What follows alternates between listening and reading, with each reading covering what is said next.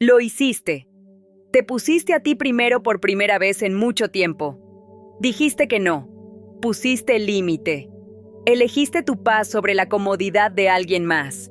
Y en lugar de sentirte bien, te sentiste fatal, culpable, egoísta, fría, como si te hubieras traicionado a ti misma en lugar de protegerte.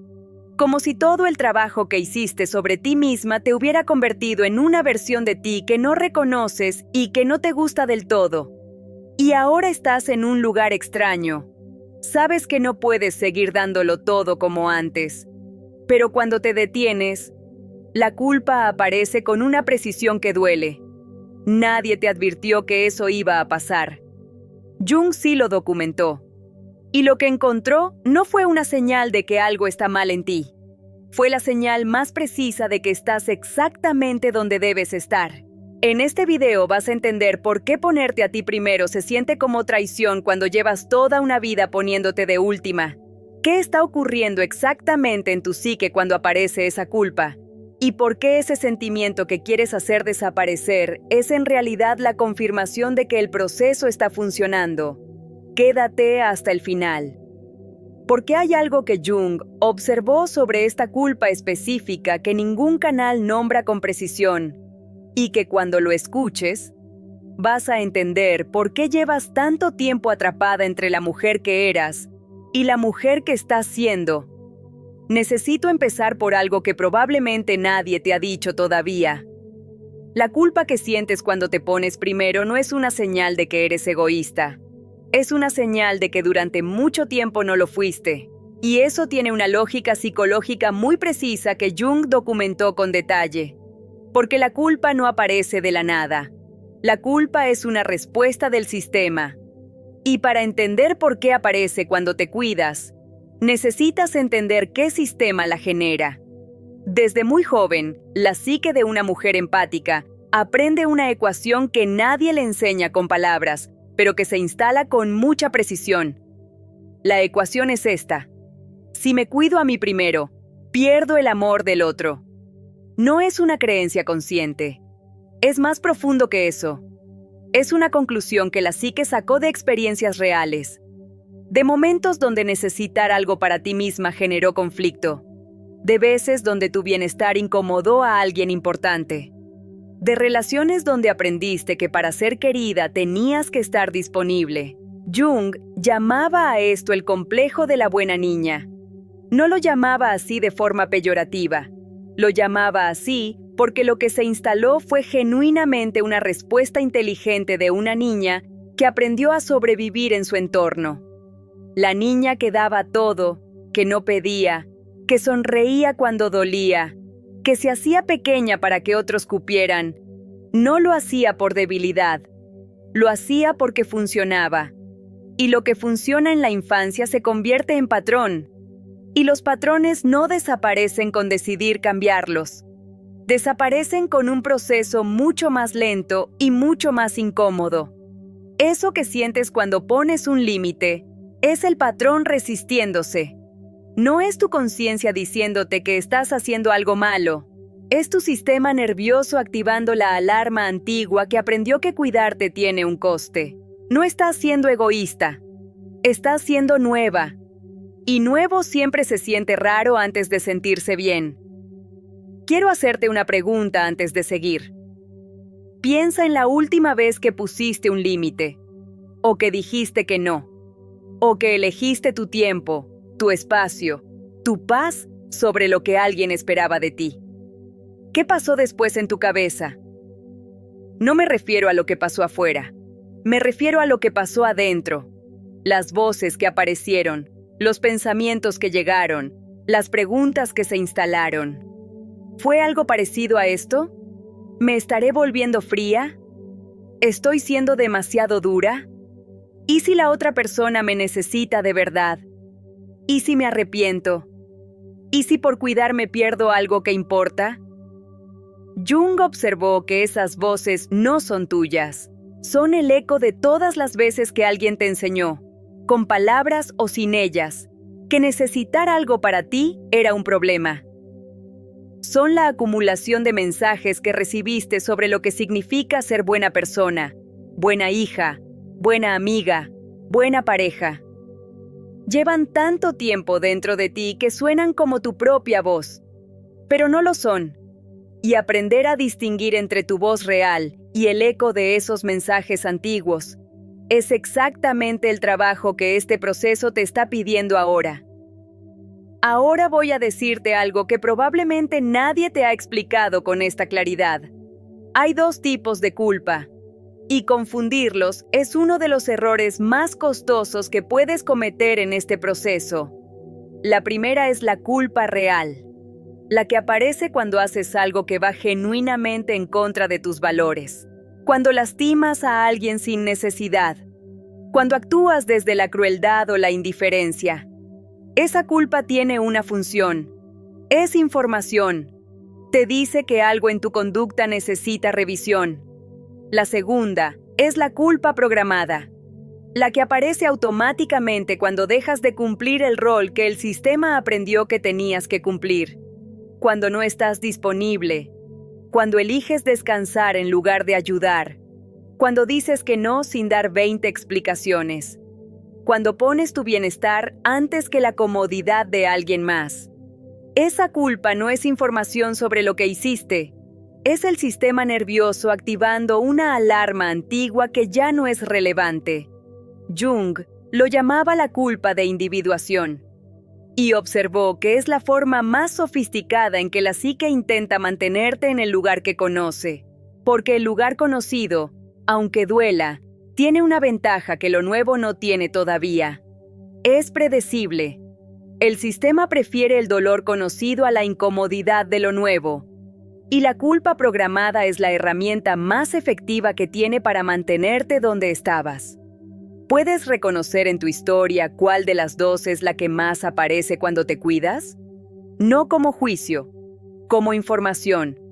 Porque cuando sabes cuál es cuál, la culpa pierde mucho de su poder. Voy a hacer una pausa aquí. Porque lo que viene ahora es la parte que más me importa que escuches. Lo que hemos visto hasta aquí es esto. La culpa que sientes cuando te pones primero no es señal de que eres egoísta. Es la respuesta de un sistema que aprendió durante años que cuidarte tiene un coste. Que hay dos tipos de culpa y que la que aparece cuando te cuidas casi nunca es la culpa real. Es la culpa programada. El eco de mensajes antiguos que suenan como tu voz pero no lo son. Y que ese eco no va a desaparecer de golpe, pero que reconocerlo como lo que es, ya cambia su poder sobre ti. Ahora viene la parte que ningún canal te dice. Hay algo que Jung observó en las mujeres que atravesaban este proceso que resulta incómodo de escuchar, pero que es lo más liberador que puedes entender ahora mismo. La culpa no desaparece antes de ponerte primero, desaparece después, y solo si te pones primero de todas formas. Esto es lo que más mujeres malinterpretan en este punto. Esperan sentirse seguras antes de actuar. Esperan que la culpa se vaya antes de poner el límite. Esperan que el miedo desaparezca antes de elegirse. Y esa espera es la trampa. Porque el sistema nervioso no actualiza sus creencias con razonamiento. Las actualiza con experiencia. La única manera de que tu psique aprenda que cuidarte no destruye el amor que te importa es cuidarte y ver que el amor que importa permanece. No al revés. Jung lo describía como el acto de fe de la individuación. No fe en el sentido religioso. Fe en el sentido de actuar desde lo que sabes que es verdad antes de que el cuerpo lo haya procesado del todo. Ponerte primero cuando todavía duele. Poner el límite cuando todavía tiembla la voz. Decir que no cuando todavía aparece la culpa. No porque seas insensible, sino porque esa es exactamente la acción que actualiza el sistema. Y Jung observó algo muy específico en las mujeres que aprendían a hacer esto. Que la culpa no desaparecía de golpe, sino que cada vez que actuaban desde su centro a pesar de la culpa tardaba un poco más en aparecer la siguiente vez, y era un poco menos intensa, y ocupaba menos espacio. hasta que un día estaba pero ya no gobernaba. Ese proceso no tiene un atajo, pero sí tiene una dirección. Y la dirección es siempre la misma: actuar primero, sentirse bien después. Y antes de hablar de las situaciones concretas donde esta culpa aparece con más fuerza, necesito hablarte de algo que tu cuerpo lleva tiempo intentando decirte. Jung fue uno de los primeros en documentar con precisión lo que ocurre en el cuerpo de una mujer que lleva años sin ponerse primero. Y lo que observó no era metáfora, era físico, medible, real. El cuerpo de una mujer que lleva tiempo dando sin recibir, que sostiene emocionalmente a todos a su alrededor, que aprende a ignorar sus propias señales para no incomodar. Ese cuerpo empieza a hablar. Primero habla suave, con cansancio que no se va con descanso, con tensión en el cuello y los hombros que aparece sin razón clara, con dolores que van y vienen sin diagnóstico concreto, con una fatiga que los médicos no encuentran en ningún análisis. Y si nadie escucha esas señales suaves, el cuerpo habla más alto, con enfermedades autoinmunes, con fibromialgia, con colapsos que llegan de repente después de años de funcionar perfectamente, con el cuerpo que dice basta de una manera que la mente no puede ignorar porque la mente lo había ignorado todo lo demás. Jung documentó esto en sus pacientes con una precisión que todavía resulta relevante. Lo que observó era esto: el cuerpo no miente. Cuando la psique no puede o no sabe pedir lo que necesita con palabras, lo pide con síntomas, no como castigo, no como debilidad, como comunicación. El cuerpo que duele sin causa aparente muchas veces es el cuerpo de una mujer que lleva años sin escucharse a sí misma. Y lo que Jung observó en las mujeres que empezaban a ponerse primero, que empezaban a poner límites, que empezaban a decir que no, era que los síntomas físicos mejoraban, no de golpe, no sin trabajo. Pero la conexión era demasiado consistente para ignorarla. El cuerpo que empieza a ser escuchado, empieza a no necesitar gritar. ¿Hay algo en tu cuerpo ahora mismo que lleva tiempo intentando decirte algo? No tienes que nombrarlo aquí, pero si algo se mueve cuando haces esa pregunta, eso ya es información. Hay 3 situaciones concretas donde esta culpa aparece con más fuerza, y quiero nombrarlas porque tu audiencia las está viviendo ahora mismo. La primera es con la familia. La familia es donde el patrón más antiguo vive, donde la ecuación de que cuidarse significa perder amor se instaló por primera vez. Y por eso es donde la culpa programada aparece con más intensidad cuando empiezas a ponerte primero. La madre que pregunta por qué ya no llamas tanto. El hermano que espera que estés disponible como siempre. El padre que no entiende por qué pusiste una distancia que antes no existía. Jung observó que la familia es el primer sistema que resiste la individuación, no porque sea malicioso, sino porque cada sistema tiende a mantener su equilibrio. Y cuando una persona dentro del sistema empieza a cambiar, el sistema empuja para volver al estado conocido.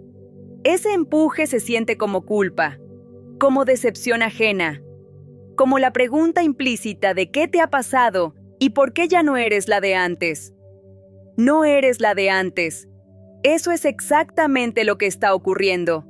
Y es exactamente lo correcto. La segunda es con las amigas. Las amistades largas tienen una dinámica establecida. Roles que cada una ocupa desde hace años. Y cuando empiezas a salir del rol que ocupabas, la dinámica se desestabiliza. La amiga que siempre fue la que escuchaba, de repente también necesita ser escuchada.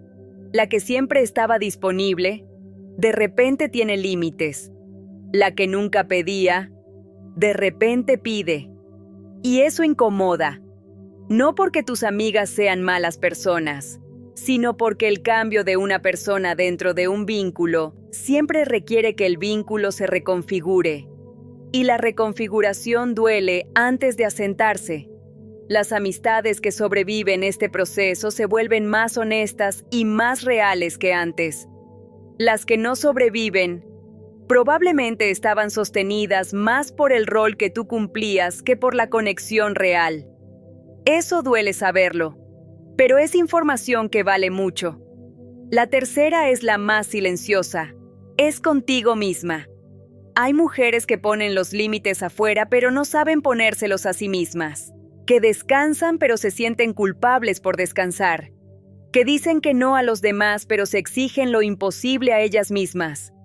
Que aprendieron a protegerse de la demanda exterior pero no de la propia. Jung llamaba a esto la sombra del cuidador. La parte que aprendió a dar sin límite y que cuando ya no puede darlo afuera, empieza a dirigirse hacia adentro con la misma exigencia. Reconoces esta sombra cuando descansas y no puedes disfrutar del descanso. Cuando tienes tiempo para ti y no sabes qué hacer con él. Cuando te cuidas pero te juzgas por no estar siendo productiva. El límite que más cuesta poner no es el que se pone a los demás. Es el que se pone a la voz interna que dice que no estás haciendo suficiente. Y antes del cierre quiero darte algo concreto, porque hay mujeres en este proceso que entienden todo lo que hemos visto hoy, pero cuando llega el momento real no saben qué hacer con la culpa que aparece. Jung no dejó un manual, pero sí documentó un proceso que funciona, y se puede resumir en 3 pasos que puedes usar la próxima vez que ponerte primero active la culpa. El primer paso es nombrarla, no ignorarla. No luchar contra ella, nombrarla. Decirte a ti misma, con palabras concretas, esto que siento es culpa programada. Es el sistema nervioso activando una alarma antigua. No es información sobre lo que estoy haciendo ahora. Es un eco de lo que aprendí que pasaría si me cuidaba. Nombrar interrumpe el automatismo. Cuando la culpa no tiene nombre, opera en silencio y con mucho poder. Cuando tiene nombre, ya no puede hacerse pasar por tu voz. El segundo paso es preguntar, no a la culpa, a ti misma. La pregunta es esta: si no tuviera miedo a las consecuencias, ¿qué elegiría aquí? No qué debería elegir, no qué esperan que elija. ¿Qué elegiría desde lo que soy cuando nadie me está mirando? Esa respuesta es tu brújula. No siempre puedes actuar desde ella de inmediato. Pero conocerla cambia la relación que tienes con la decisión que tomes. El tercer paso es actuar de todas formas, con la culpa presente si es necesario, sin esperar a que desaparezca antes de moverte, sin necesitar sentirte segura antes de elegirte. Jung lo llamaba el músculo de la individuación, y como cualquier músculo, solo se fortalece usándolo. La primera vez que lo usas duele más. La segunda vez duele un poco menos. Y con el tiempo, empieza a sentirse como tú.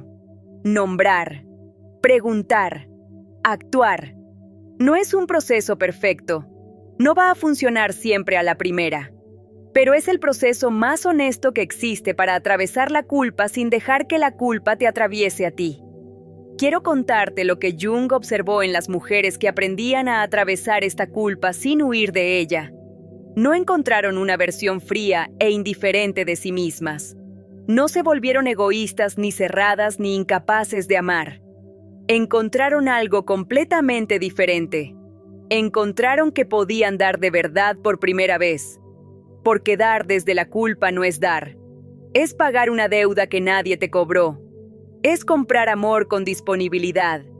Es mantener un equilibrio que tiene un coste que solo tú pagas. Dar desde la libertad es otra cosa. Es elegir. Es decidir que quieres estar presente porque quieres, no porque temes lo que ocurre si no estás. Y Jung observó que las mujeres que llegaban a ese lugar tenían algo que no habían tenido nunca en sus relaciones. Presencia real. No la presencia de quien está porque tiene que estar. La presencia de quien está porque elige estar. Y esa diferencia la siente todo el mundo alrededor. Las relaciones que permanecen cuando te cuidas no son más pobres que antes. son más reales.